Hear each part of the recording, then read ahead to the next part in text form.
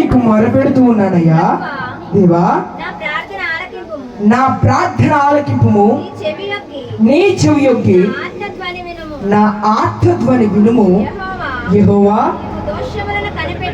నీవు దోషములను కనిపెట్టి చూచిన ఎడల ప్రభువా ఎవడు నిలవగలడు?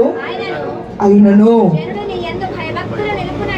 జనులు నీ యందు భయభక్తులు నిలుపునట్లు నీ యొద్ద క్షమాపణ దొరుకుతుంది. ఫస్ట్ వన్,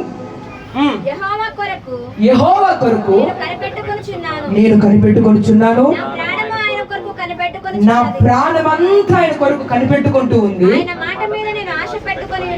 ఆయన మాట మీద నేను ఆశ పెట్టుకొని వింటున్నాను. కావలి వారు ఉదయం కొరకు కనిపెట్టుడు కంటే ఎక్కువగా నా ప్రాణము ప్రభువు కొరకు కనిపెట్టుచున్నది.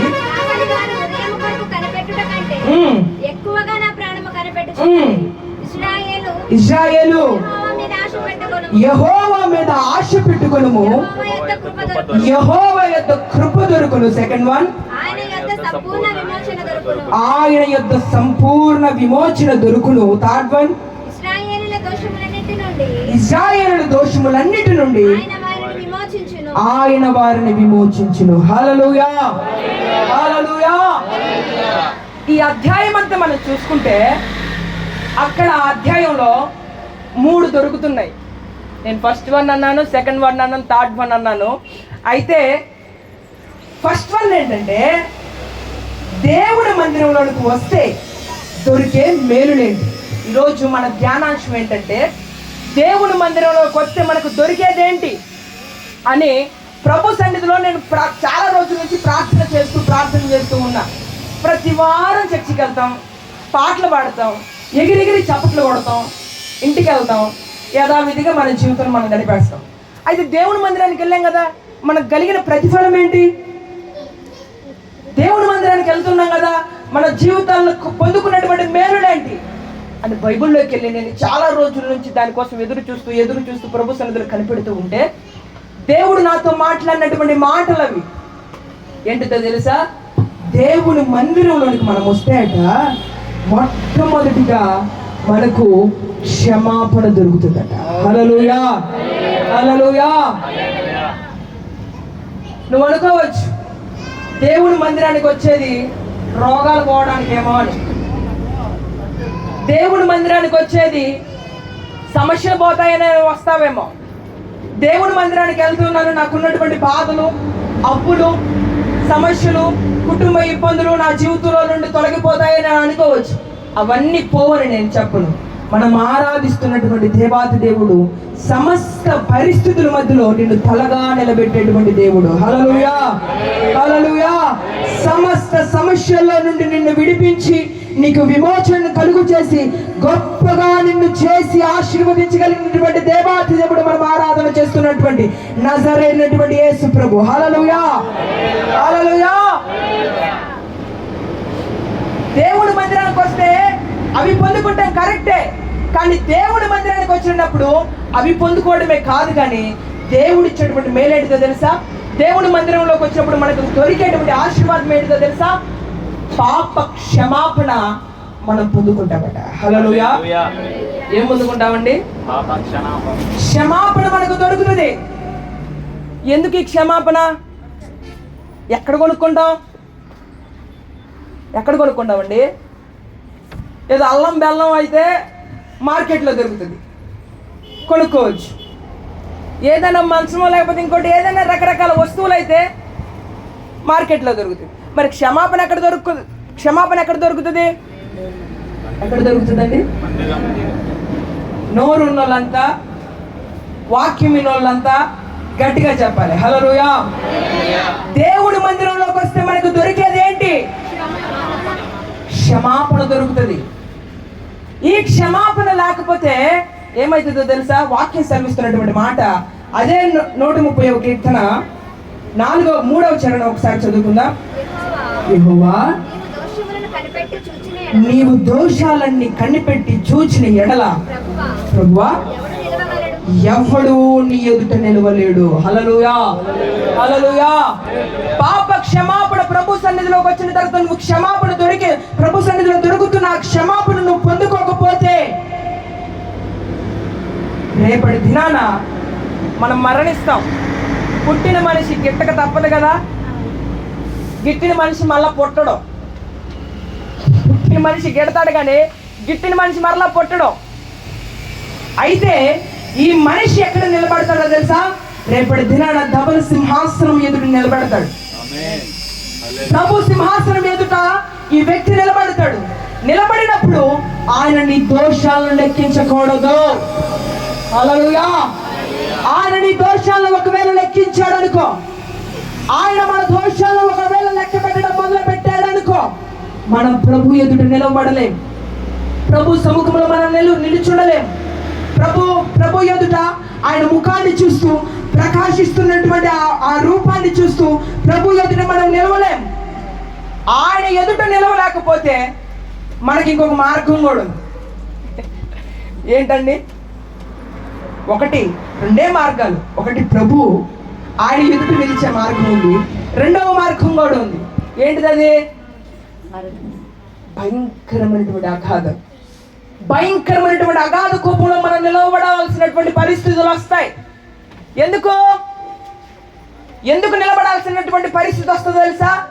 దేవుడు ఎందుకనగా తాను జరిగించిన క్రియల చొప్పున అవి మంచివైనా సరే, ఆయన మంచివైనా సరే, చెడ్డవైనా సరే దేహంతో జరిగించిన ఫలమును ప్రతి వాడును పొందినట్లు ప్రతి వాడు పొందుకుంటాడు. నీ దేహంతో జరిగించేటువంటి ప్రతి కార్యములను ప్రతిఫలం పొందుకుంటున్నావు కనుక మనమందరం కూడా క్రీస్తు న్యాయపీఠం ఎదుట ప్రత్యక్షం కావాలి. ఎక్కడ? క్రీస్తు న్యాయపీఠం ఎదుట మనందరం కూడా రేపటి దినాన నిలబడాలి. మనమందరం దేవుడి మందిరానికి వస్తున్నాం.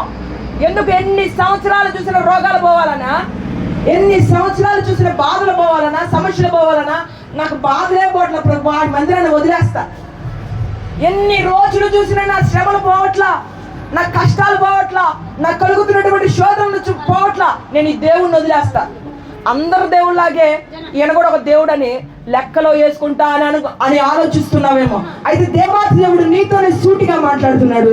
రేపటి దినాన ఆయన న్యాయపీఠం ఎదుట నువ్వు నిలవబడవలసిన వాడిపై నిలవబడవలసిన దానివై ఉన్నావు. హల్లెలూయా, హల్లెలూయా. అప్పుడు కానీ ఆయన నీ దోషాలను లెక్కించడం మొదలు పెట్టాడు అనుకో, ఆ రోజు కానీ ఆయన నీ దోషాలను లెక్కించడం మొదలు పెడితే, మన దోషాలను ప్రభు లెక్కించడం మొదలు పెడితే ప్రభు ఎదుటి ఎవ్వరూ నిలవబడలేరు. అందుకనే దేవుని మందిరానికి వచ్చినటువంటి మనం ఏం చేయాలో తెలుసా? అక్కడ దొరుకుతున్నటువంటి దేవుని మందిరంలో దొరుకుతున్న క్షమాపణను పొందుకోవాలి. హల్లెలూయా, హల్లెలూయా. ఇప్పుడు చెప్పండి, దేవుని మందిరంలో ఏముంది? క్షమాపణ ఉంది. ఒకవేళ క్షమాపణ లేకపోతే నరకం పక్కన పెట్టండి, ఆయన నీ దోషాలను లెక్కించడం మొదలు పెడతాడు. బైబిల్ గ్రంథంలో ఒక వ్యక్తి గురించి రాయబడింది. అతడి రాజ్యాన్ని, అతని జీవితాన్ని దేవుడు లెక్క చూశాడట. అతడిని త్రాసులో ఉంచాడట. అతడు త్రాసులో ఉంచినప్పుడు దేవుడి దృష్టికి, దేవుడి కార్యాలకు అతడు తక్కువగా కనపడ్డాడట. అయితే అతన్ని బట్టి ఒక హస్తం గోడ మీద రాసిపోయింది. చదవగలిగిన వారు ఒకసారి ఆ మాటలు తీసి చదవండి.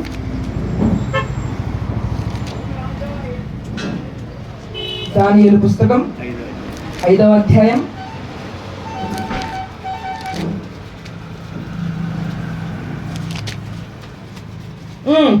1 నుంచి చదవాలి.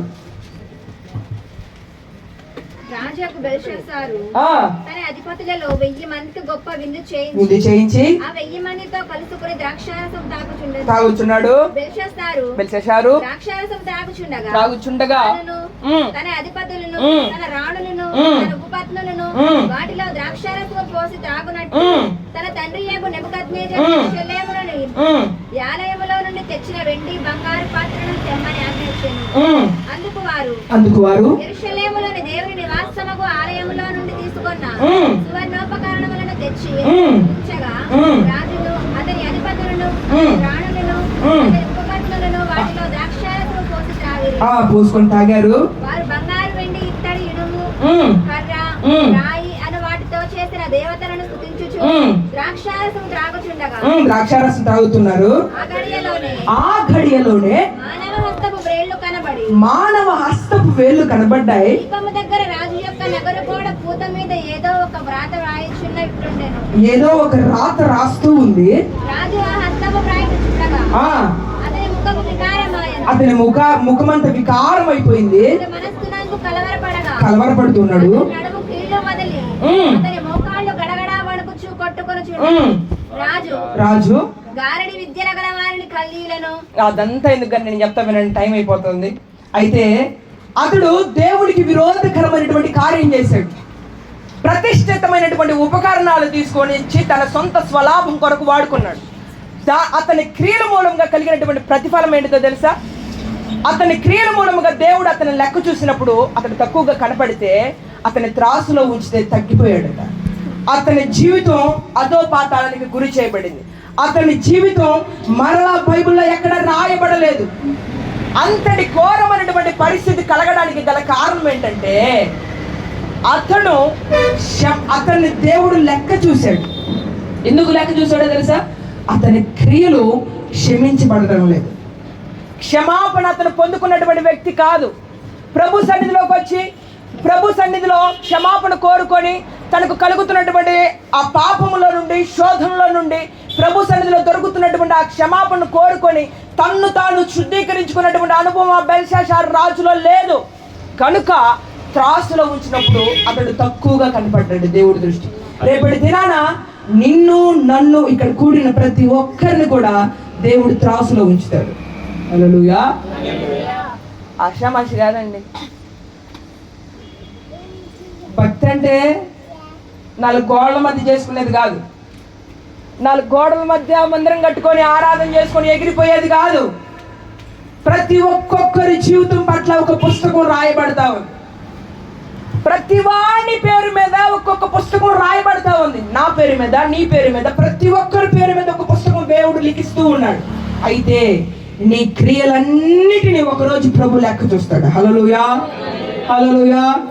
ప్రతి వాడి క్రియలు లెక్క చూసేటువంటి ఘడియలు ఆసన్నమయ్యాయి. ప్రభు రాకడ ఆసన్నమైంది. నిన్ను కానీ ప్రభు బెల్షాషారును లెక్క చూసినట్లు లెక్క చూస్తే ప్రభు సన్నిధిలో దొరుకుతున్నటువంటి ఆ క్షమాపణ నువ్వు కానీ పొందుకోకపోతే నిశ్చయముగా నిత్య నరకాగ్నికి ఆహుతిగా మనం అందరం మారిపోవాల్సిన వారమే. మనం అందరమును విశ్వాస విషయములోను, దేవుని కుమారుడు ఇచ్చిన జ్ఞాన విషయములోను, దేవుని కుమారుడు ఇచ్చినటువంటి జ్ఞాన విషయములోను ఏకత్వం పొంది సంపూర్ణ పురుషులు అగు వరకు అనగా క్రీస్తునకు కలిగిన సంపూర్ణతకు సమానమైనటువంటి సంపూర్ణత. హల్లెలూయా. ఈ మందిరంలో దొరుకుతున్నటువంటి క్షమాపణ నిన్ను ఏం చేస్తుందో తెలుసా? క్రీస్తు యొక్క సంపూర్ణతలోనికి నిన్ను తీసుకొని వెళ్ళడం మొదలు పెడుతుంది. హల్లెలూయా, హల్లెలూయా. ఈ మందిరానికి వచ్చినటువంటి నీవు ఏదో రోగం కొరకు, ఆ దాని కొరకు, దీని కొరకు ప్రలాపించడం కంటే ప్రభు సన్నిధిలో దొరుకుతున్నటువంటి క్షమాపణను పొందుకోవడం మొదలు పెడితే నిశ్చయముగా ఆయన సంపూర్ణతలోనికి నిన్ను ఆయన తీసుకోవడం మొదలు పెడతాడు. హల్లెలూయా, హల్లెలూయా. ఆయన సంపూర్ణత.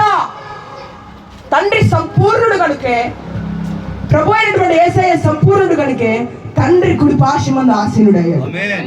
రేపటి దినాన ఆ కుమారుడు కుడి పార్శ్వమందు నువ్వు నేను కూర్చోవాలిగా.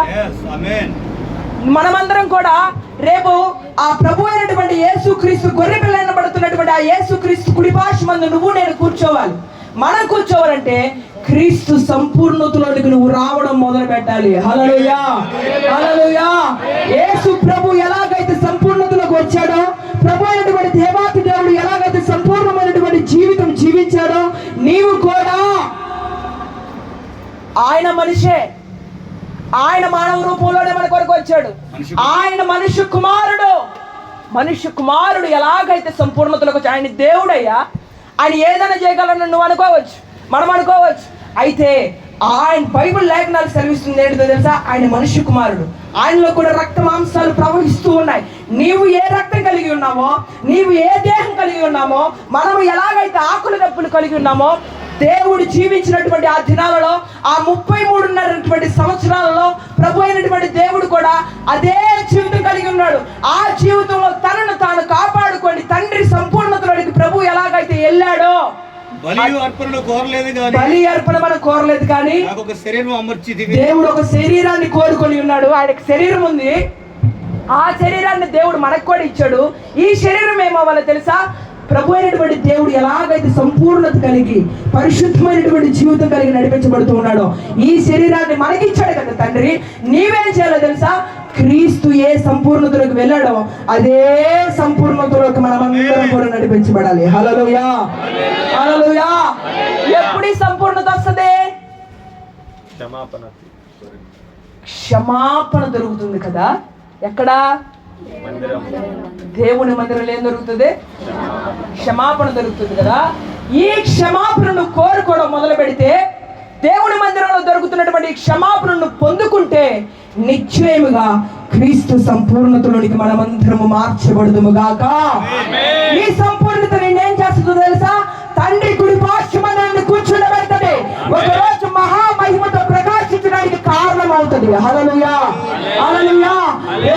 తండ్రి కుడి పార్శ్వమందు కూర్చున్నబట్టి వట్టిగానే కూర్చోవు, ఊరకనే కూర్చోవు. నీకు ఒక కిరీటం ఏర్పరచబడుతుంది.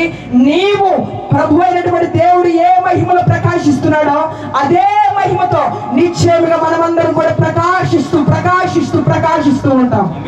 హల్లెలూయా, హల్లెలూయా. అసలు ఈ మాటలు నేను అనుకోలేదండి.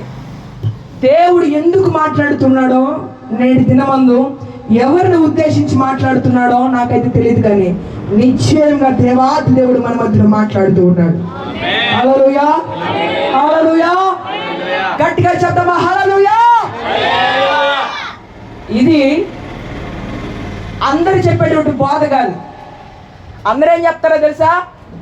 చాలా మంది సేవకులు ఏం చెప్తారో తెలుసా? మందిరానికి రా, 10 రూపాయలు కాడికి వేయి, నీ పన్ను చూసుకుని ఆ పన్ను ఏం చేసుకుంటా అని అనేకులు బోధిస్తారు. అయితే నువ్వు ఈ మందిరంలోకి వచ్చిన తర్వాత నువ్వు కాళ్ళకి ఇచ్చినా ఇవ్వకపోయినా, దశంభాగం ఇచ్చినా ఇవ్వకపోయినా, నిన్ను ప్రభు సంపూర్ణతలోకి నడిపించేదే ఈ ఉపదేశం. హల్లెలూయా. ఈ మందిరం యొక్క ప్రాముఖ్యమైనటువంటి ఉద్దేశం ఏంటో తెలుసా? ఆస్తిపాస్తులు సంపాదించుకోవడానికి ఇక్కడ మందిరం కట్టబడట్లేదు. వెండి ధనధాన్యాలు సంపాదించుకోవడానికి ఇక్కడ మందిరం ఏర్పరచబడడం లేదు. ఈ మందిరం యొక్క ప్రాముఖ్యమైనటువంటి ఉద్దేశం ఏంటో తెలుసా? క్రీస్తు సంపూర్ణతలోనికి 10 మంది వచ్చినా, 5 మంది వచ్చినా, 2 వచ్చినా, ఆ క్రీస్తు సంపూర్ణతలోనికి వారిని నడిపించి రేపు ప్రభు ఎదుట బలా నమ్మకమైనటువంటి మంచి దాసురాని ప్రభు చేత మెప్పు మహిమ పొందడానికే. హల్లెలూయా, హల్లెలూయా. మీరు అనుకోవచ్చు, కొద్ది రోజులు అయితే అందరూ మారిపోతారండి, మందిరం కట్టుకుంటారు, మందిరం కట్టుకున్న తర్వాత సేవకులు అందరూ మారిపోతారని మీరు అనుకోవచ్చు. ఇది అందరిలాంటి సేవ కాదు, అందరిలాంటి పరిచర్య కాదు. ఒక త్యాగపూరితంగా, ఒక సమర్పణతో, ఒక నిష్ఠా భక్తితో సాగుతున్నటువంటి పరిచర్య ఇది. హల్లెలూయా, హల్లెలూయా. ఈ పరిచర్యలోకి వచ్చినటువంటి నీవు, ఈ సన్నిధానంలోకి వచ్చినటువంటి నీవు ఏం పొందుకోవాలి? క్షమాపణ పొందుకోవాలి. ఈ క్షమాపణ నిన్నేం చేస్తుంది? తండ్రి యొక్క కుమారుని యొక్క సంపూర్ణతలోకి నేను తీసుకుని వెళుతుంది. ఈ క్షమాపణ ఒకానొక దినాన నేను తండ్రి కుడి పార్శ్వం మీద కూర్చుని పెడుతుంది. హల్లెలూయా, హల్లెలూయా. దేవుడి మందిరంలో మొట్టమొదటిగా దొరికేటువంటి మేలు క్షమాపణ. రెండవదిగా దేవుడి మందిరంలో దొరికేటువంటిది ఏంటిదో తెలుసా? చదువుకుందాం బైబిల్ గ్రంథంలో నుండి. అదే 131 కీర్తన 7-8. యెహోవా మీద ఆశ పెట్టుకొనుము, యెహోవా యొద్ద కృప దొరుకుతుంది. హల్లెలూయా. దగ్గరగా చెప్తామా? హల్లెలూయా. నిద్ర వచ్చే వాళ్ళు చెప్పండి హల్లెలూయా. నిద్రపోవాకండమ్మా. నిద్రపోతే అట్ట? నిద్రపోవడానికి వచ్చామా? ఎందుకు వచ్చాం? ప్రాముఖ్యంగా మీకు ఒక విషయం చెప్తానండి. ప్రాముఖ్యంగా మన మందిరంలోకి వచ్చిన తర్వాత మనం అందరం అనుకుంటాం కదా, అక్కడ నిలబడి ఏదో రాసుకొచ్చింది 4 చదువుతారు, వినాలి, ఇంటికి పోవాలి, మొక్క తినాలి, పడుకోవాలనుకుంటాం కదా. కానీ ప్రాముఖ్యంగా ఇక్కడ నిలబడింది మేమే అయి ఉండొచ్చు, కానీ మాట్లాడేది మేము కాదండి.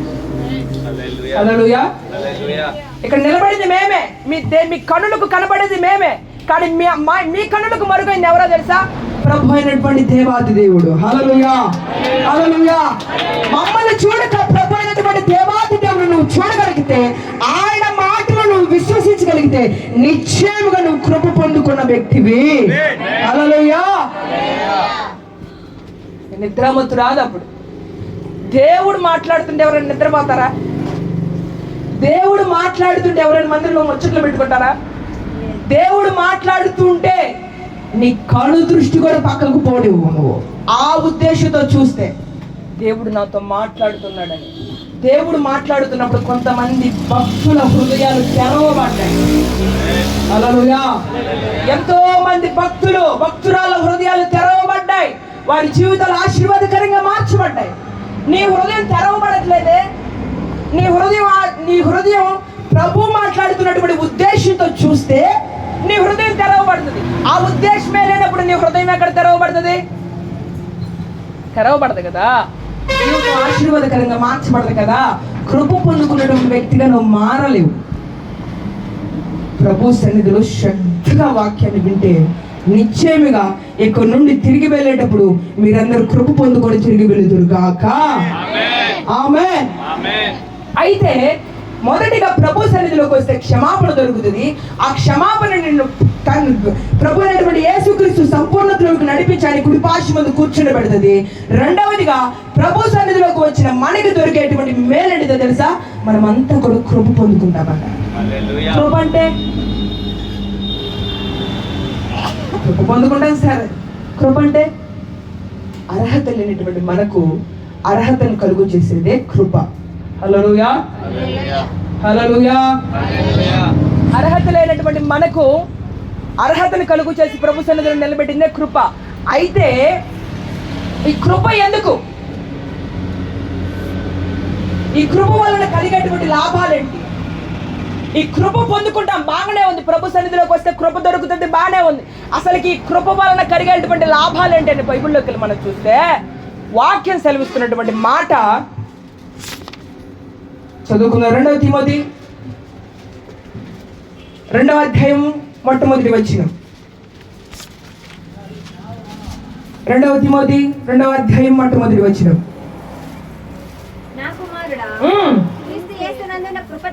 క్రీస్తు యేసు నందున్నటువంటి కృప చేత నీవు బలవంతుడు కమ్ము. హల్లెలూయా, హల్లెలూయా.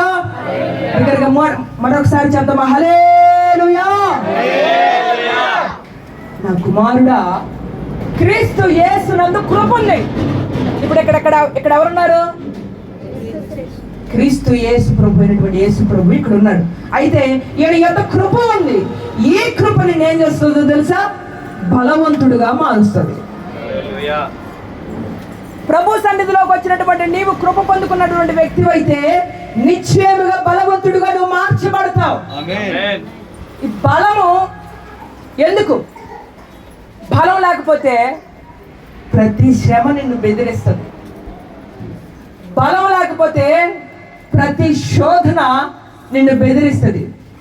అయితే ఒకసారి బైబిల్ గ్రంథంలో ఒక వ్యక్తి గురించి రాయబడింది. అతడికి దేవుడు కొలత లేనటువంటి బలాన్ని అనుగ్రహించాడు.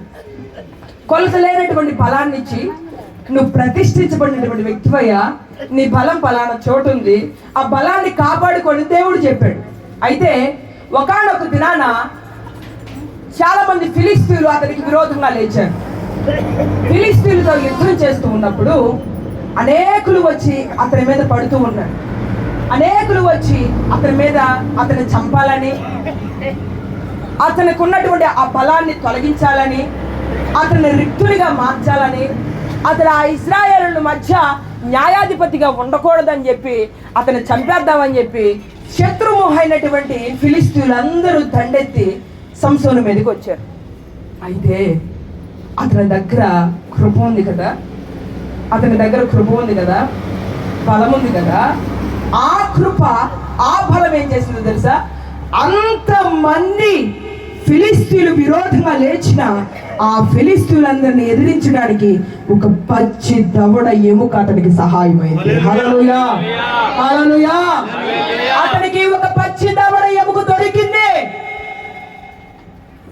ఆ పచ్చి దవడ ఎముక ఏం చేసిందో తెలుసా?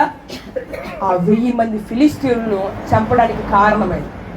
నీ మీదకి అనేకమైనటువంటి శోధనలు రావచ్చు, రకరకాల పరిస్థితుల మధ్యలో నేటి దినాన నువ్వు భయపడుతూ ఉండవచ్చు. నా పరిస్థితి ఏమైపోతుందో, నా కుటుంబ స్థితిగతులు ఏమైపోతాయో, రేపటి దినాన నేను ఉంటానో పోతానో, నా పరిస్థితి నాకే అర్థం కావట్లేదు, నా పిల్లల భవిష్యత్తు ఏమైపోతుందో అని రకరకాల శ్రమల మధ్యలో ఫిలిస్తీయులు అనబడుతున్నటువంటి శోధనలు నీ మీదకి దండెత్తి రావచ్చు. అయితే క్రీస్తు యేసుందనటువంటి కృప నీకు ఒక పచ్చి దవడ ఎముకను జతపరుస్తుంది. హల్లెలూయా, హల్లెలూయా. ఏంటయ్యా పచ్చి దవడ ఎముక? ఎక్కడ దొరుకుతుంది? మాంసం కొట్లో దొరుకుతుంది అనుకోవచ్చు. అయితే అవి కాదు. ఈ పచ్చి దవడ ఎముకున్నటువంటి మరొక పేరేంటో తెలుసా? ఉపదేశం. హల్లెలూయా, హల్లెలూయా.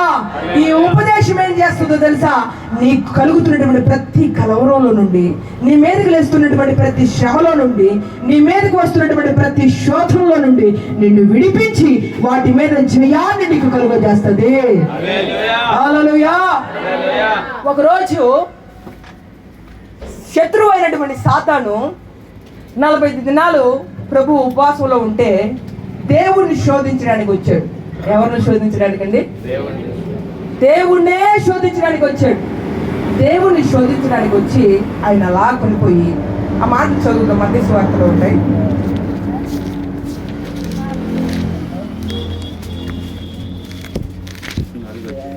మత్తయి సువార్త 4వ అధ్యాయం.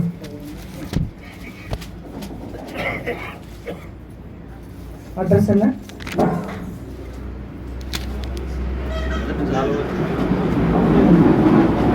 మొదటి నుంచి. అప్పుడు యేసు అపవాది చేత శోధింపబడుటకు ఆత్మ వలన అరణ్యంలోకి కొనిపోబడ్డాడు. 40 దినాలు 40 రాత్రులు ఉపవాసం ఉన్న తర్వాత ఆయన ఆకలి కొన్నాడు. ఆ శోధకుడు ఆయన యొద్దకు వచ్చి, నీవే దేవుని కుమారుడు అయితే ఈ రాళ్ళను రొట్టెలగుటలో ఆజ్ఞాపించు. అందుకు ఆయన, మనుషుడు రొట్టె వలన మాత్రమే కాదు, దేవుని నోటి నుండి వచ్చేటువంటి ప్రతి మాట వలన జీవిస్తాడని మాటకు మాట సమాధానం ఇచ్చాడు. అంతటా అపవాది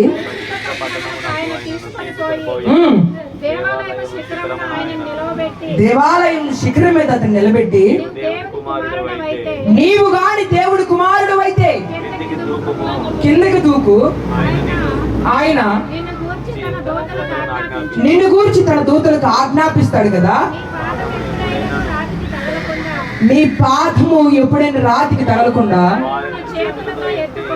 వారిని నీ చేతులతో ఎత్తుకుంటారని అపవాది ఏం చేస్తున్నాడో తెలుసా? దేవుడు అపవాదిని శత్రువును వాక్యంతో కొడితే, ఉపదేశంతో కొడితే, ఆ ఉపదేశానికి మరొక ఉపదేశాన్ని జతకూర్చి దేవుడితోనే పోరాటం చేయడం సాతాను ప్రారంభించాడు. అలా చదవక. అందుకు యేసు, ప్రభు అయినటువంటి దేవుని నువ్వు శోధింపవద్దు, మరి ఒక చోట రాయబడిందని వారికి చెప్పాడు. హల్లెలూయా. సాతానుని, శత్రువుని దేవుడు ఎలా జయించాడండి? వాడికి వాక్యం తెలియదని మీరు అనుకోవచ్చు. వాడికి వాక్యం బాగానే తెలుసు. ఒక్కసారి వాక్యంతో దేవుడు కొడితే మరే అదే వాక్యాన్ని చేత పెట్టుకొని దేవునితో పోరాటం చేయడం మొదలు పెట్టాడు. అయితే నీలో వాక్యం ఉంటే నువ్వు పోరాడతావు కానీ ఓడిపోవు. హల్లెలూయా, హల్లెలూయా. వాక్యం నీలో ఉంటే, ఉపదేశం నీకు సహాయమై ఉంటే, ఎన్ని శ్రమలు వచ్చినా, ఏ శోధకుడు వచ్చి నిన్ను బాధ పెట్టినా నీలో ఉన్నటువంటి వాక్యం వాడితో పోరాడుతుందే కానీ అది ఓడిపోదు. హల్లెలూయా, హల్లెలూయా. ఎప్పుడండి? కృపను పొందుకున్నటువంటి వ్యక్తివైతే, మందిరంలో దొరికేటువంటి కృపను పొందుకుంటే, మందిరంలో ఉన్నటువంటి కృప నిన్ను ఏం చేస్తుందో తెలుసా? బలవంతుడిగా మార్చి ఆ బలవంతుడికి ఒక ఉపదేశం అనేటువంటి పచ్చి దవడ ఎముకను జతపరిచి నీతో పోరాడుతున్నటువంటి శ్రమల మీద, శోధనల మీద నిశ్చయముగా నా దేవుడు నీకు విజయాన్ని అనుగ్రహిస్తాడు. ఆమేన్. ఇప్పుడు ఈ కార్యం జరుగుతుంది. మందిరానికి వచ్చి 10 రూపాయలు చందా వేసిపోతే జరుగుతుందా? మందిరానికి వచ్చి పలహారం పెడితే పలహారం తినిపోతే, భోజనాలు పెడితే భోజనం తినిపోతే జరుగుతుందా? కృప కొరకు కనిపెట్టాలి. ప్రభు సన్నిధిలో, ప్రభు సన్నిధిలో కృప ఉంది, అది కనిపెట్టుకొని పొందుకోవాలి. అది పొందుకున్నావా, నీకు ఒక పచ్చి దవడ ఎముక దాచబడి ఉంది. హల్లెలూయా. ఎప్పుడు శత్రువు వస్తాడో తెలియదు. ఏమన్నా సంసోను వెళ్ళి పచ్చి దవడ ఎముక ఆడ పెట్టుకొని వచ్చాడా? అంతమంది ఫిలిస్తీయులు విరోధంగా లేచినప్పుడు అతడు బలవంతుడై ఉన్నాడు కనుక ఆ సమయంలో అతను బలవంతుడే. ఒకానొక దిన అతని బలాన్ని కోల్పోయాడు. అతను అది వేరే సంగతి. నువ్వు బలవంతుడిగా ఉన్నప్పుడు మాత్రం నీకు ఒక సహాయం దొరుకుతుంది. హల్లెలూయా. ఒకవేళ ఆ కృపగానే పోయిందనుకో, మనం చేసేటువంటి పాపాల వలన, సంసోను చేసినటువంటి పాపం వలన అతడు కృప పోగొట్టుకున్నాడు. కృప పోయిన తర్వాత అతని స్థితిగతులు ఏమైపోయాయంటే, అంతటి బలవంతుడు ఏం చేస్తున్నాడో తెలుసా? 2 కనుగుడ్లు పెరిగివేయబడిన వాడై, గానుగు ఉంటుంది కదా, ఆయిల్ తీస్తారే, ఆ గానుగు ఎద్దును గట్టి తిప్పుతారు కదా, అలాగా ఆ గానుగు ఎద్దు బదులు అతను నిలబడి ఆ గానుగు తిప్పుతూ ఉన్నాడు. కృప పోయింది. కృప పోయిన వెంటనే బలం పోయింది. బలం పోయిన వెంటనే సహాయం లేదు. ఎక్కడ చూసిన సహాయం దొరకట్లా.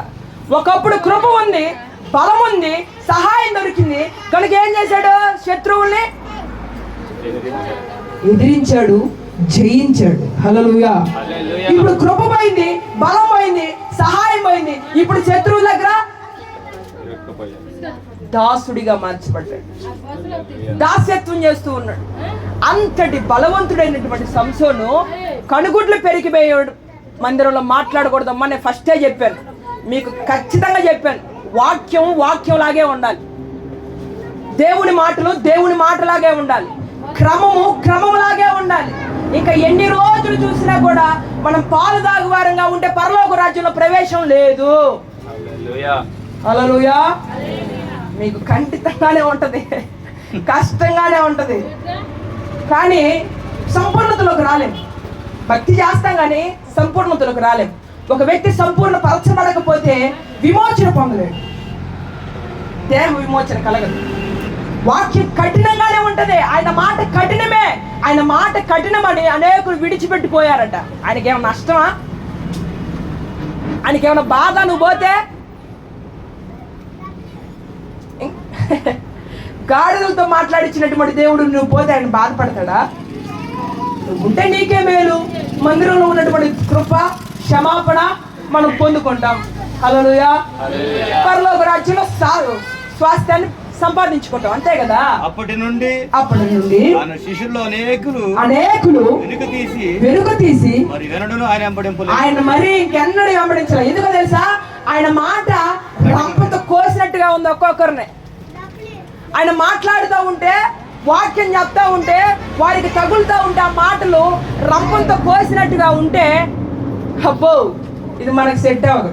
ఆయన శిష్యులలో అనేకులు ఈ మాట విని, ఇది కఠినమైన మాట, ఇది కఠినమైన మాట. ఏం మాట? ఇది కఠినం, ఇది కఠినమైనటువంటి బోధ. ఈ కఠినమైనటువంటి బోధలను నిలబడగలిగితే నిశ్చయముగా ఈ కఠినత్వం ఏం చేస్తుందో తెలుసా? క్రీస్తు మహిమ, క్రీస్తు సంపూర్ణత నీకు నిశ్చయముగా కలుగు చేస్తుంది. హల్లెలూయా. హల్లెలూయా. మరొకసారి చెప్తామా? హల్లెలూయా. హల్లెలూయా. మీరు వాక్యం బట్టి గంటలు ఏం కాలేదమ్మా. నేను టైం చూస్తూ ఉన్నాను. ఖచ్చితంగా 40-50 నిమిషాల్లో ముగిచ్చేస్తా. టయానికి ఇంటికి వెళ్ళి తిరగాలి. అయితే బలము, ప్రభు బలము ఉన్నంత వరకు శత్రువుల్ని ఎదిరించాడు. ఎప్పుడైతే అతనిలోనికి పాపం సమీపించిందో బలాన్ని పోగొట్టుకున్నాడు.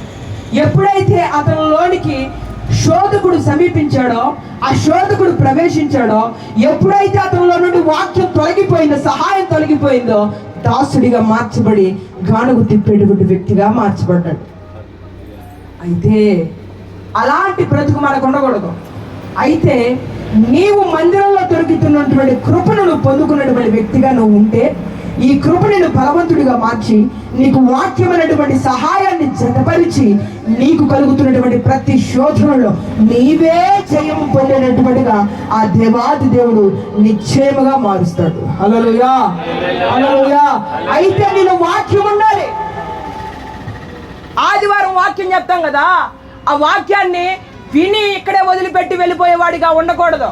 అందుకని దేవుడు చెప్పాడు, కొంతమంది ఉంటారయ్యా, విత్తనాలు విత్తబడతాయి, కొన్ని ముళ్ళ పొదల్లో పడతాయి, కొన్ని గచ్చ పొదల్లో పడతాయి, కొన్ని రాతి నెలలో పడతాయి. కానీ ఫలించి అభివృద్ధి పొందేది కొన్నే. ఈ కొన్ని ఏం చేస్తుందో తెలుసా? ఫలభరితంగా ఉన్నాయే, మంచి నేలలో పడి మంచి విత్తనాలు మంచి నేలలో పడి వృద్ధి చెందుతున్నాయే. ఈ వృద్ధి చెందుతున్న విత్తనాలు ఏం చేస్తుందో తెలుసా? ఆ పంట మీదకి వస్తున్నటువంటి ప్రతి కీటకాన్ని కూడా జయిస్తాయి. హల్లెలూయా, హల్లెలూయా. పంట వేస్తాం, పంట మీద కీటకాలు రావా? వస్తాయా? రావా? పురుగులు రావా? వస్తాయి కదా. రకరకాల పరిస్థితులు వాటి మీదకి వచ్చినా అది మంచి నేలలో విత్తబడింది కనుక కలుగుతున్నటువంటి ప్రతి శోధనను కూడా జయించుకుంటూ ఫలభరితముగా మార్చబడి నూరంతల పంట ఫలిస్తుంది. హల్లెలూయా, హల్లెలూయా. ఈ నూరంతల పంట ఫలించకపోతే మన పరిస్థితి, మన స్థితిగతులు వేరేలాగా ఉంటాయి. సంసోన్లాగా గాడుకు చెప్పాల్సి వస్తుంది. గుడ్లు పీకుతున్నాడు దేవుడు. హల్లెలూయా. కాబట్టి దేవుడి మందిరంలో విత్తబడుతున్నటువంటి ఈ ఉపదేశాన్ని నీ హృదయం ముందు ఉంచుకోవాలి. నీ హృదయంలో దాన్ని భద్రం చేసుకోవాలి. నీ హృదయంలో ఈ ఉపదేశాన్ని, వాక్యాన్ని భద్రం చేసుకుంటే నీవే నీకు కలుగుతున్నటువంటి శోధనలన్నిటిని బట్టి ఈ వాక్యం నీకు సహాయమై నిన్ను బలపరుస్తుంది. హల్లెలూయా. ఈ వాక్యం నీకు సహాయమై నిన్ను శోధనలో, బాధలలో, వేదనలో ప్రభువుని విడిచిపోక, ప్రభువు నుండి వైదొలికి పోక, ప్రభువు నుండి దూరపరచబడక ఈ వాక్యం నిన్ను బలపరిచి ఇంకుడు ప్రభువుతో నిన్ను జతపరచడం మొదలు పెడుతుంది. హల్లెలూయా, హల్లెలూయా. ఎప్పుడండి ఈ కార్యాలన్నీ జరిగేది? ఎప్పుడు? మందిరంలో దొరుకుతుంది కదా కృప.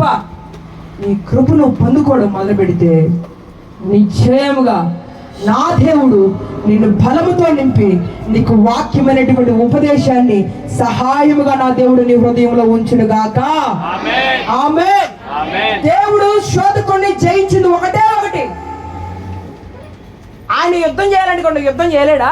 ఆ సమయంలో చేయలేడండి. ఆయనకి యుద్ధం రాదా? ఆయన దగ్గర సైన్యం లేరా? ఉన్నారు కదా. మరి ఆయనే ఎందుకు ఎట్లా జయించాడు? ఎలా జయించాడండి శోధకుడిని? వాక్యంతోనే జయించాడుగా. మరి ఆయనను పోలి నడుచుకుంటున్నాం కదా మనం. ఇప్పుడు ఆ శోధకుడు మన దగ్గర కూడా వస్తూ ఉన్నాడు. ప్రభు దగ్గరకే వచ్చాడు, మన దగ్గరికి రాడా? వస్తాడు కదా. మరి ఆ శోధకుడు నువ్వు నేను ఎలా జయించాలి? విని మర్చిపోయితే ప్రయోజనం ఏందండి? శోధకుడిని జయించలేవు. ఖచ్చితంగా పడిపోతాం అంతే. శోధకుడు వచ్చి అలా కదిలిచ్చాడు అనుకో, నీకు వాక్యం లేదు కనుక, నీ పునాది సరిగా లేదు కనుక, వాక్యంలో బలవంతుడుగా లేవు కనుక, ఈ బలం లేనటువంటి వ్యక్తి, బలం లేని నెట్ట నెడితే ఇప్పుడు బాటిల్ నిండా నీళ్ళు కొద్దిగా నెట్టడం కష్టపడుతుంది. బాటిల్లో అసలు నీళ్ళు లేకపోతే గాలి వచ్చినా పడిపోతుంది కదండి. పడిపోదమ్మా? పడిపోతుంది కదా. గాలి వచ్చినా పడిపోతుంది. అదే బాటిల్ నిండా నీళ్ళు ఉన్నాయనుకో, ఏం చేస్తుంది? గాలి వచ్చినా నిలబడుతుంది, శోధన వచ్చినా తట్టుకుంటుంది, బాధ వచ్చినా అది అలాగే ఉంటుంది. హల్లెలూయా, హల్లెలూయా. యాజ్ ద సేమ్ నీవు కానీ వాక్యం చేత నింపబడినటువంటి వ్యక్తివైతే, వాక్యం చేత నడిపించబడినటువంటి వ్యక్తివైతే, మందిరంలో జరుగుతున్నటువంటి కృప వాక్యాలను పొందుకోవడం మొదలు పెడితే, అసలు ఈ కృప ఎవరండి? యోహాను సువార్త మొట్టమొదటి అధ్యాయం మొట్టమొదటి వచనం. ఆది యందు వాక్యం ఉంది, వాక్యము దేవుడి యొద్ద ఉంది, వాక్యము దేవుడై ఉన్నాడు. అలాగే 13 నుంచి 16 అది కాదక్క 14 చదువు ఒకసారి. ఆ వాక్యం శరీరధారి అయి ఆ వాక్యము శరీరధారి అయి కృపా సత్య సంపూర్ణుడుగా కృపా సత్య సంపూర్ణుడుగా మన మధ్య నివసించెను. ఇప్పుడు ఎవరండి కృపా సత్య సంపూర్ణుడు? ఆ కృప ఎవరు? ప్రభు అయినటువంటి దేవాది దేవుడు. దేవుడు ఎవరు? కృప అంటే దేవుడు అని చెప్పుకున్నాం. మరి దేవుడు అంటే ఆయన వాక్యమే కృప, కృపయే వాక్యము, వాక్యమే దేవుడు. హల్లెలూయా హల్లెలూయా. మందిరంలో దొరుకుతున్నటువంటి ఆ దేవుని నువ్వు పొందుకోవాలి, ఆ వాక్యాన్ని నువ్వు పొందుకోవాలి. ఎప్పుడైతే ఈ హృదయంలో నీ దేవుడు నువ్వు ఆరాధించేటువంటి దేవాది దేవుడు ఉంటాడో, వాక్యం అనబడుతున్నటువంటి దేవుడు నీ హృదయం నిండా నింపబడి ఉంటాడో, శోధనలు చూసి తొలగిపోవు, బాధలు చూసి ప్రభుని విడిచిపెట్టే వెళ్ళే వ్యక్తిగా నువ్వు ఉండవు. కలుగుతున్నటువంటి ప్రతి శ్రమలో నా దేవుడు నాకు తోడున్నాడనేటువంటి ధైర్యం నీకు కలుగుతుంది. హల్లెలూయా హల్లెలూయా. నా దేవుడు నాకు తోడున్నాడు, నన్ను బలపరుస్తాడనేటువంటి ధైర్యం నీకు ఎప్పుడు వస్తుందో తెలుసా? నీ హృదయం అందు వాక్యం ఉంచబడితే, ప్రభు అయినటువంటి దేవాది దేవుడు నీ హృదయంలోనికి వచ్చి ఉంటే నిశ్చయముగా ఆ శోధకుని జయించేటువంటి జయ జీవితం నా దేవుడు నీకు అనుగ్రహిస్తాడు. హల్లెలూయా. ఎప్పుడు ఈ కార్యాలు జరుగుతాయి తెలుసా? మందిరంలోకి వచ్చి ప్రార్థన చేయించుకోవడం పోవడం కాదండి. మందిరంలో దొరుకుతున్నటువంటి ఆ కృపను పొందుకోవడం మొదలు పెడితే నిశ్చయముగా అట్టి జయ జీవితాన్ని, శోధకుని జయించేటువంటి కృపను, ఆ బలమైనటువంటి సహాయం మనమందరం పొందుకొని నడిపించబడుతుము గాక. ఆమేన్. మూడవదిగా ప్రభు సన్నిధిలో దొరికేటువంటి మేలేంటిదో తెలుసా? అదే దోషములన్నిటి నుండి ఆయన వారిని విమోచించును. మరలా ఒక్కసారి పైనుంచి చదువుకోండి 7 నుంచి.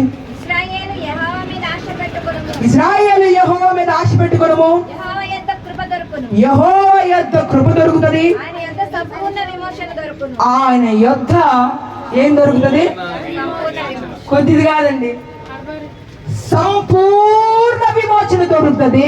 హల్లెలూయా హల్లెలూయా.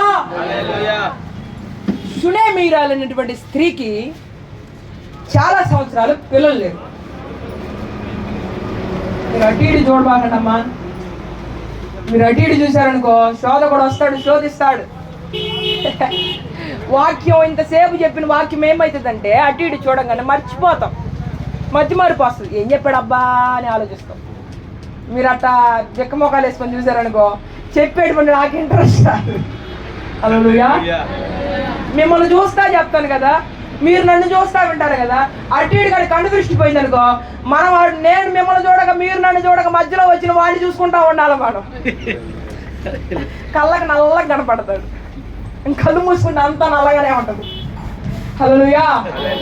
మొత్తం నలిపే జీవితాలు కూడా నల్లగానే ఉంటాయి, తెల్లబడవు.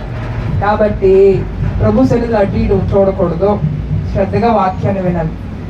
షూనేమీరాలైనటువంటి స్త్రీకి చాలా సంవత్సరాలు పిల్లలు లేరు.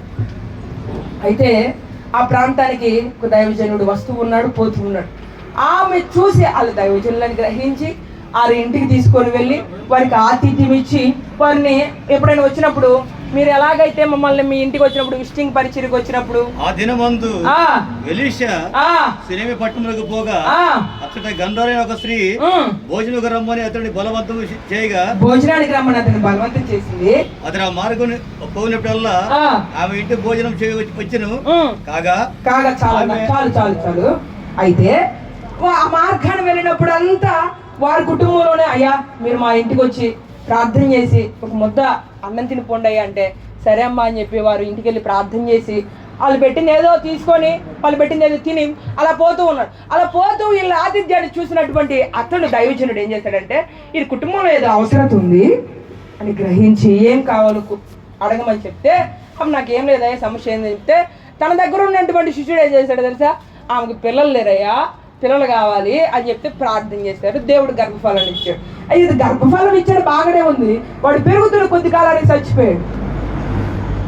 హల్లెలూయా. పెరుగుతున్నటువంటి కొద్ది రోజులకి అతడు చనిపోయాడు. అయితే అతడు చనిపోయిన తర్వాత ఆమె ఏం చేసిందో తెలుసా? ఎవరు చెప్పల, గబ గబ గబ గబ వెళ్ళి దైవజనుడితో చెప్పింది. దైవజనుడు ఏం చేశాడో తెలుసా? అతను దైవ సేవకుడు ప్రార్థన చేసిన తర్వాత దైవజనుడు దేవుని సమ్ముఖంలోకి వచ్చిన తర్వాత అతడు పొందుకున్నటువంటి మేలేంటిదో తెలుసా? మరణంలో నుండి పునరుద్ధానం చెందడం మొదలు పెట్టాడు. హల్లెలూయా, హల్లెలూయా. నీ దేహానికి ఒక విమోచన కావాలి.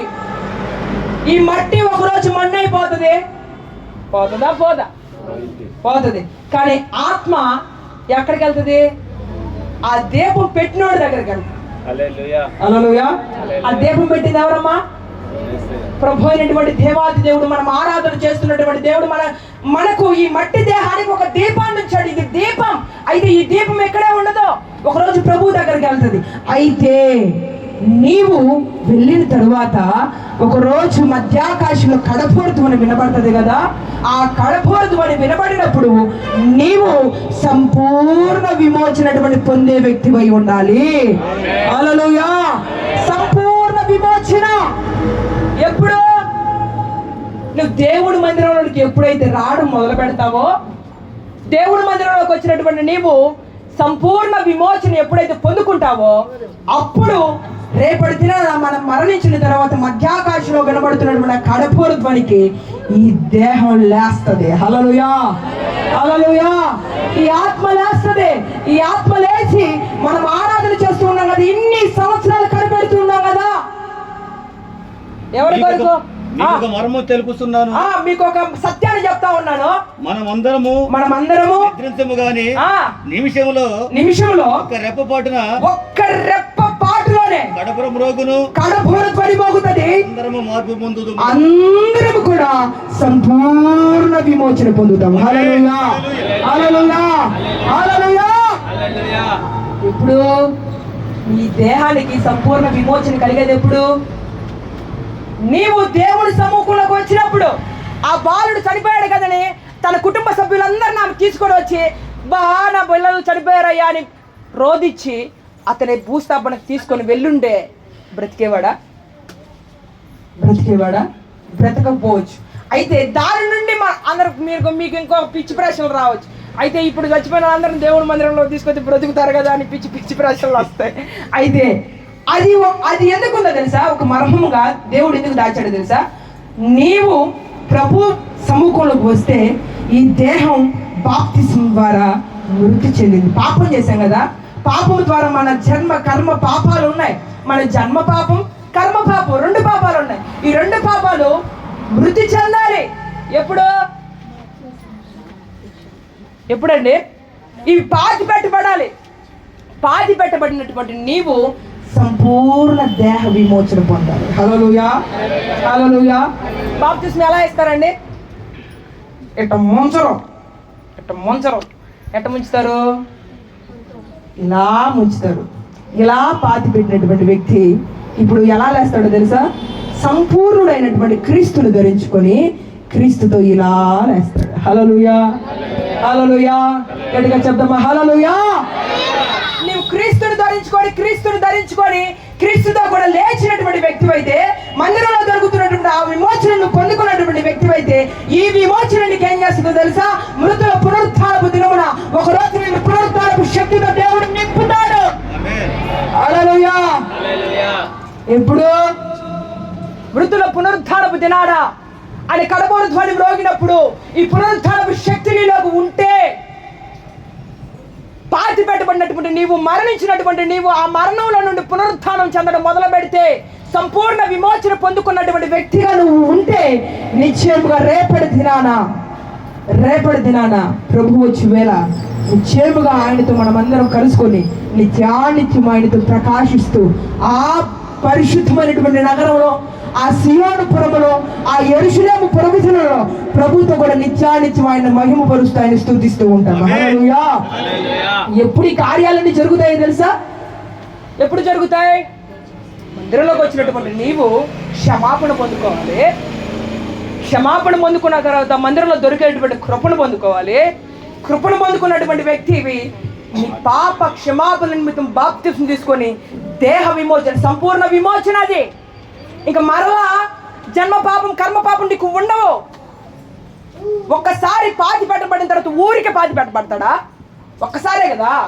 ఒక్కసారే కదా మనందరికి మరణం. అది అక్షరానుసారంగా నేను చెప్పట్లేదు, ఆత్మానుసారంగా మన దేహానికి ఒక పాతి పెట్టబడినటువంటి అనుభవం ఉంది. ఉందా లేదా? ఎంతమంది బాప్తిసం తీసుకున్నారండి? నేనైతే తీసుకున్నాను, చిన్నప్పుడే బాప్తిసం తీసుకున్నాను. నేను మనందరం బాప్తిసం తీసుకున్నాం కదా. మనందరం బాప్తిసం తీసుకున్నటువంటి మనమందరం పాతి పెట్టబడినటువంటి వారమే. అయితే క్రీస్తుతో కూడా మనకి విమోచన దొరుకుతుంది. ఈ విమోచన ఏం చేయాలో తెలుసా? కడ వరకు నువ్వు కాపాడుకునేటువంటి వ్యక్తివై ఉండాలి. హల్లెలూయా. విమోచించబడినటువంటి నీవు మరలా దాస్యపు కార్యం నీ నెత్తిన పెట్టుకోకూడదు. ఈ రోజులో మనం చేసేది అదే. బాప్తిసం తీసుకున్నాం, రక్షణ పొందుకున్నాం, విమోచించబడ్డావు. విమోచించబడినటువంటి నీవు విమోచనకి అర్థం ఏంటో తెలుసా? విడుదల. ఏంటి? విడుదల. ఈ విడుదల పొందుకున్నటువంటి నీవు విడుదల పొందినటువంటి వ్యక్తిగా నువ్వు ఉంటేనే స్వేచ్ఛ. ఒక పక్షి ఉందండి, ఆ పక్షిని బంధించావనుకో, అది ఎన్ని రోజులు బంధించిన దానికి చిరాకు వస్తుంది. ఉండి ఇదేంది అనుకుంటా నాకు స్వేచ్ఛను కోరుకుంటుంది కదా. అదే అన్ని రోజులు బంధించబడినటువంటి నీవు విమోచించబడ్డావు. ఎవరితో? క్రీస్తుతో విమోచించబడ్డావు. క్రీస్తుతో విమోచించబడినటువంటి నువ్వు స్వేచ్ఛగా జీవించాలి. మరలా పోయి పంజరంలో చిక్కోకూడదు. హల్లెలూయా, హల్లెలూయా. బిగ్గరగా చెప్తామా? హల్లెలూయా. మరలా పోయి నువ్వు పంజరంలో చిక్కున్నావు అనుకో, ఇంకా నేను విడిపించేది ఎవరు? ఒకసారి అంటే ప్రభు విడిపించాడండి. ఒకసారి దేవుడు నీకు విమోచన కలుగు చేశాడు. ఆ బంధకాల మధ్యలో, శ్రమల మధ్యలో 430 సంవత్సరాలు ఇజ్రాయేల్ నడిగిపోతూ ఉంటే దేవుడు విమోచించాడు. దేవుడు విడుదల కలుగు చేశాడు. దేవుడు మనందరికి రక్షణని ఇచ్చాడు. పరమకారాన్ని చూపించి పరమకారాన్ని చూపించి, ఒరే బాబు 430 సంవత్సరాలు అయిందా నువ్వు ఈ దాస్యానికి వచ్చి, ఇదే బతుకుతున్నావు, ఇదే శ్రమలు అనుభవిస్తున్నావు, ఇదే కష్టాల మధ్యలో నలిగిపోతున్నావు. ఇదిగో పాలు తేనెలు ప్రవహించేటువంటి దేశాన్ని నీకు చూపిస్తూ ఉన్నా, అక్కడికి వెళ్ళి ప్రశాంతంగా బ్రతుకంటే, లేదు నేను మరలా ఐగుప్తుకే పోయి ఇటుకలు తయారు చేసుకుంటాను. ఎవరేం చేస్తారు? ఎవరేం చేస్తారండి? ఎవరేం చేయలేరు. ఆయన కూడా ఏం చేయలేడు. ఆయన విడిపించాడు బాప్తిసం ద్వారా. కలుగుతున్నటువంటి ప్రతి శోధంలో నుండి, ప్రతి శ్రమలో నుండి, కలిగినటువంటి ప్రతి పాపంలో నుండి నీకు విమోచన కలుగు చేసిన తర్వాత మరలా పోయి నువ్వు పాపపు స్థితిలో బ్రతకడం మొదలు పెడితే నీ అంతను నీవే పంజరంలోకి అప్పగించుకుంటూ ఉన్నావు. హల్లెలూయా. ఆయన అప్పగించట్లేదు. దేవుడి మీద నేరాలు మోపడం ఎక్కువైపోయాయి ఈ రోజుల్లో. అయ్యో దేవుడే ఉంటే నాకెందుకయ్యా ఇన్ని బాధలు, నాకెందుకయ్యా ఇన్ని శ్రమలు అంటే, నీలో కలుగుతున్నటువంటి ఆధ్యాత్మికమైన పాపమే కానీ, దేవుడికి విరోధకరమైనటువంటి కార్యమే కానీ, దేని ద్వారా అయినా విమోచించబడిన తరువాత నువ్వు పాపంలో చిక్కుకోవడం మొదలు పెడితే క్రమక్రమంగా నీ అడుగులు పంజరంలోకి వెళ్ళిపోవడం మొదలు పెట్టాయి. బంధించబడుతూ ఉన్నావు. ఈ బంధకాల నుంచి నువ్వు బయటికి రాలేవు. దేవుడు కూడా ఏం చేయలేడు. నేనైతే విడిపించారా బాబు, నీ ఇష్టం నీది, నీ బ్రతుకు నీది, నువ్వు చచ్చిపోతావు, ఒకరోజు వస్తావు. నా పని నేను చేశా, నీ పనే నువ్వు చేయలా.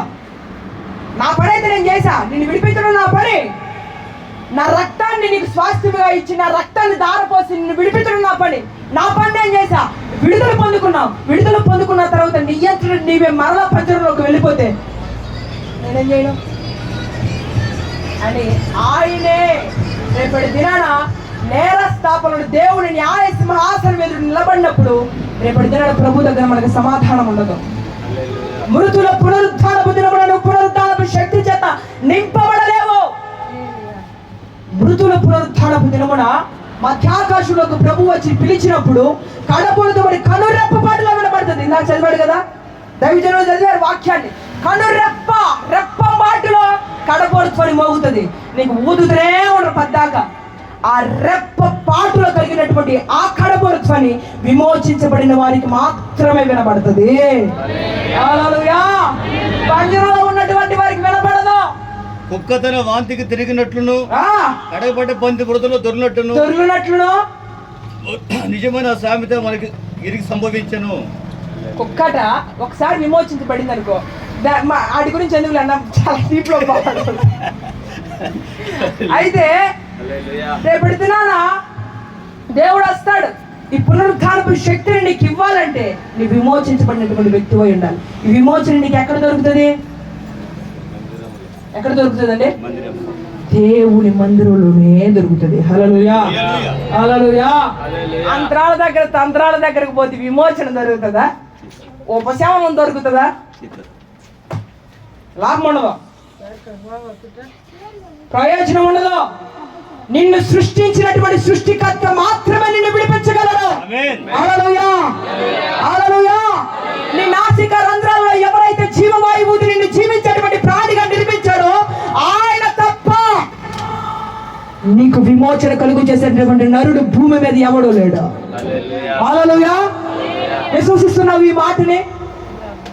సూటిగా ప్రభు నీతోనే మాట్లాడుతూ ఉన్నాడు. ఆయన తప్ప, ఆయన ఇష్టమండి, ఆయన విమోచిస్తాడు. కానీ ఆ విమోచన కొరకు నువ్వు అది దొరకాల. విమోచన దొరుకుతుంది, దాన్ని వెతకాల ఫస్ట్. ఇప్పుడు వజ్రాలు దొరుకుతున్నాయి, అందరూ పోతున్నారు కదా, పోమనే దొరుకుతుందా? అలాంటి వజ్రాలు ఉన్నాయని ఆ మాటను బట్టి పోతే దొరుకుతుందా? ఏం చేస్తున్నారు అందరూ? వెతకాల, వెతకాలి. ప్రభు సన్నిధిలో నువ్వు వెతకడం మొదలు పెడితే, ప్రభు సన్నిధిలో నువ్వు కనిపెట్టడం మొదలు పెడితే, వెతుకులాట అది ఎక్కడో తెలుసా? మందిరంలోకి వెళ్ళి గవికి చీపురు తీసుకొని ఊడ్చారు. మందిరంలోకి వచ్చినటువంటి నీవు ప్రార్థనలో ఎదగటం మొదలు పెట్టాలి. హల్లెలూయా. ప్రార్థనలో ఎప్పుడైతే నీవు ఎతుకులాట మొదలు పెడతావో, ఈ వెతుకులాటలో దేవుడు ఏం చేస్తాడో తెలుసా? నీకు ఒక విమోచన ప్రభు కలుగ చేస్తాడు. హల్లెలూయా. వెతికే అనుభవమే లేదు, నీకు ఎక్కడ దొరుకుతుంది? పోంగానే నిలబడి చూసావనుకో, వెతకకుండా నీ దగ్గరకు వచ్చి వస్తాయి అన్నీ. నువ్వు సీఎం పిఎం అందరు తీసుకొని వచ్చి ఎదుకులాడుకొని నీ గీయడానికి. ఎవరి భక్తి వాళ్ళదే. నీ భార్య భక్తి భర్తకు రాదు, పిల్లల భక్తి తల్లిదండ్రులకు రాదు, తల్లిదండ్రుల భక్తి పిల్లలకు రాదు. ప్రతి వాడి పేరు మీద ఒక గ్రంథం రాయబడుతుంది. ఎవరి గ్రంథం వాడితే? పుట్టిన వరకే మన బ్రతుకు, పుట్టిన తర్వాత మనం జీవించేటువంటి జీవితం అంతా మందే. హల్లెలూయా. పుట్టినంత వరకే, పుట్టిన తర్వాత ఇంకేముండదండి. ఎవరి బ్రతుకు వారిదే, ఎవరి పుస్తకం వారిదే, ఎవరి జీవితం వారిదే. ఆ వాణి క్రియలు రేపటి దిన ప్రభు ఎదుట మనల్ని నిలబెడతాయి. హల్లెలూయా. కాబట్టి ప్రభు సన్నిధిలో నువ్వు వెతకడం మొదలు పెడితే నీకు కృప దొరుకుతుంది, క్షమాపణ దొరుకుతుంది, సంపూర్ణ దేహ విమోచన నా దేవుడు మీ అందరికి మనకు కలుగు చేయునుగాక. ఆయన క్షమాపణ మందిరంలో దొరుకుతున్నటువంటి క్షమాపణను నువ్వు ప్రార్థనలో పొందుకోవడం మొదలు పెడితే, ప్రార్థన అనేటువంటి వెతుకులాటలో క్షమాపణను దొరికించుకుంటే నిశ్చయముగా ఆయన సంపూర్ణతలోకి మనం వచ్చుదుముగాక. మందిరంలో ప్రార్థనలో దొరుకుతున్నటువంటి కృపలను పొందుకోవడం మొదలు పెడితే ఉపదేశం అనేటువంటి సహాయం నీకు కలుగునుగాక. ప్రార్థనలో కలుగుతున్నటువంటి దేవుని సన్నిధానంలో వెతకడం మొదలు పెడితే నిశ్చయముగా నీకు సంపూర్ణమైనటువంటి విమోచన కలిగి, ఈ విమోచన మృతుల పునరుత్థానపు దినమున నిన్ను లేవనెత్తునుగాక. ఆమేన్. అందరూ ఒక తీర్మానంతో ప్రార్థన చేసుకుందామండి. అందరూ మోకరించండి ప్రభు సన్నిధిలో. దేవా, నాతోనే నేటి దినమందు మీరు మాట్లాడారయ్యా, అందును బట్టి నీకు స్తోత్రమయ్యా. ప్రభువా, మీరు మాట్లాడినటువంటి ప్రతి మాటను బట్టి నీకు కృతజ్ఞతలు. Praise the Lord. హల్లెలూయా, హల్లెలూయా.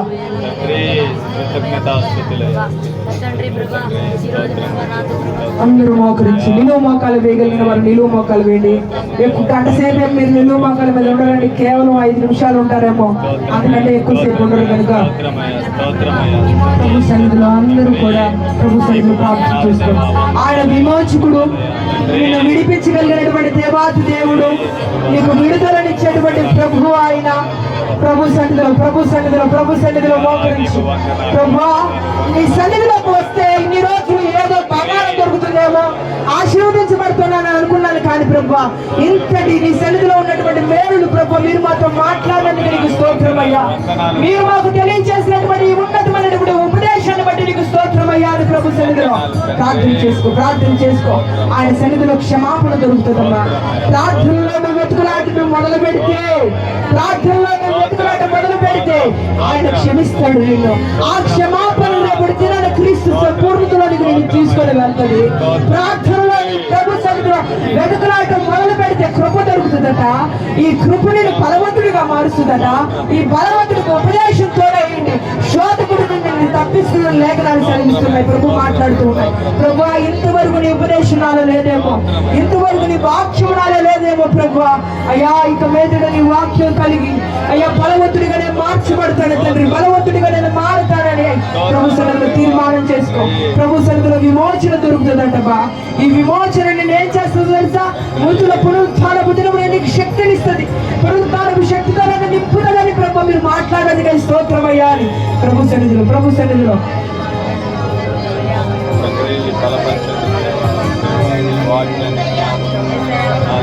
మంచి తీర్మానంతో ప్రార్థన చేసుకుని స్థలం ఇచ్చిన ఈ స్థలం నుంచి వెళ్ళేటప్పుడు నువ్వు ఒట్టి చేతులతో వెళ్ళకూడదు. నువ్వు రావలసిన స్థలానికి నువ్వు వచ్చావు, అయితే వెతకవలసినదే నువ్వు వెతకాలే, కానీ అనవసరమైన నువ్వు ఇక్కడ వెతకూడదు. నువ్వు దేవుని సన్నిధిలో వెతకవలసినది ఈరోజు నువ్వు వెతకగలిగితే నీకు సంపూర్ణ విమోచన దొరుకుతుంది. నువ్వు వెతకవలసినది వెతికితే నీకు కృప దొరుకుతుంది. నువ్వు మంచి మనసుతో వెతకగలిగితే నీకు క్షమాపణ దొరుకుతుంది. ఎప్పుడైతే నువ్వు వెతకవలసిన వీటిని వెతకగలుగుతావో అప్పుడే నువ్వు ఆశీర్వదించబడటానికి పాత్రుడుగా మార్చబడతావు. కాబట్టి ఇక నుంచైనా అయ్యా ఎన్నోసార్లు నేను నీ మందిరానికి వచ్చాను, కానీ వెతకవలసినవి నేను వెతకకుండా ఏయో వెతుక్కుంటూ వెళ్ళిపోతూ వచ్చాను. అందుకే నా జీవితంలో ఓటమి పాలవుతున్నాను. అందుకే నా జీవితంలో క్షేమానికి దూరం అయిపోయాను. అందుకే నా జీవితంలో మేలును అనుభవించలేకపోయానయ్యా. ఈ రోజు నుంచి నేను వెతకవలసినటువంటి వాటిని వెతికేటట్లుగా నాకు మీ కృప దయచేయండి తండ్రి, మాకు మీ కృప దయచేయండి తండ్రి, మాకు నీ కృప దయచేయండి తండ్రి అని నువ్వు దేవుని సన్నిధిలో కృపను కూడా వెతకగలిగితే కృపను వెతికే వాడికి సమృద్ధిగా అయిన కృప దొరుకుతూ ఉంది. ఇది కృప దిగి వచ్చే సమయం. కృపను పొందుకునే గడియలివే. నువ్వు కృపను పొందుకుంటే ఉన్నతమైన ఉపదేశమైన ఎముక నీకు చపదేయబడబోతుంది. ఆ ఎముక నీ చేతిలో ఉన్నంత కాలం నీకు విజయమే తప్ప ఓటమి ఉండదు. ఆ ఉన్నతమైన ఉపదేశమైన ఎముక నీ జీవితంలో ఉన్నంత కాలం శత్రువుల పైన నీకు జయము తప్ప అపజయాలు ఉండవు. ఈ రోజున నీ చేతిలో ఉపదేశం ఉందా లేదా, కృపను పొందుకున్న వ్యక్తిగా కాదా, ఆలోచన చేసుకుని చిన్న తీర్మానంతో ప్రార్థన చూపిన నీ కృప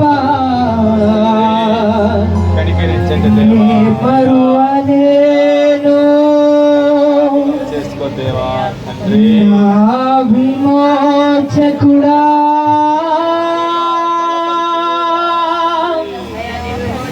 యేసయ్యా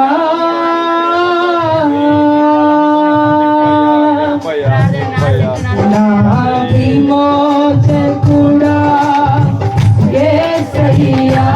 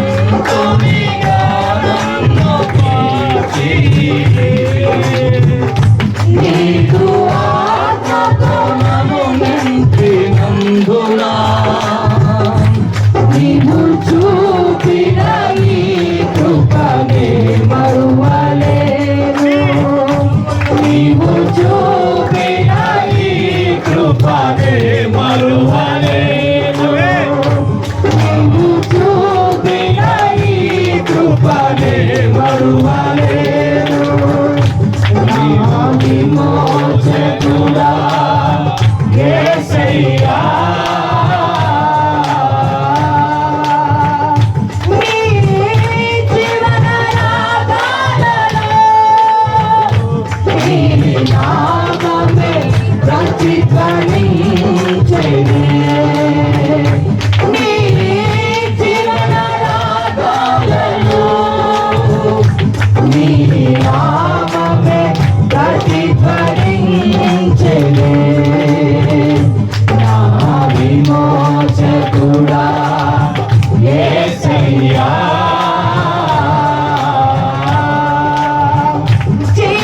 జీవవాక్యము నాలోన నిలిపి జీవమార్గములో నడిపించినందున, జీవవాక్యము నాలోన నిలిపి జీవమార్గములో నడిపించినందున, జీవాధిపతి నిన్ను మరువలేను. జీవాధిపతి నిన్ను మరువలేను. నీవు చూపిన ఈ కృపనే మరువలేను. నిన్ను స్తుతించకుండా ఉండలేను. నీవు చూపిన ఈ కృపనే మరువలేను. జీవాధిపతి నిన్ను విడువలేను. నిన్ను స్తుతించకుండా ఉండలేను. నీవు చూపిన ఈ కృపనే మరువలేను. జీవాధిపతి నిన్ను విడువలేను. నిన్ను స్తుతించకుండా ఉండలేను. నీవు చూపిన ఈ కృపనే మరువలేను. నీవు చూపిన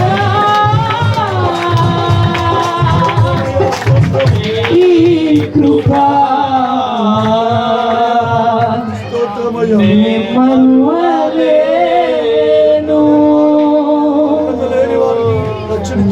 నా విమోచకుడా యేసయ్యా,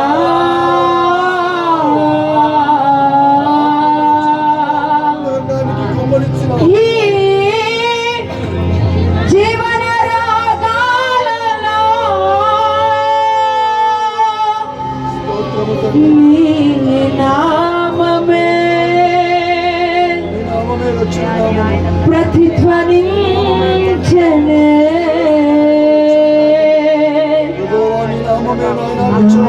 విమోచకుడా యేసయ్యా,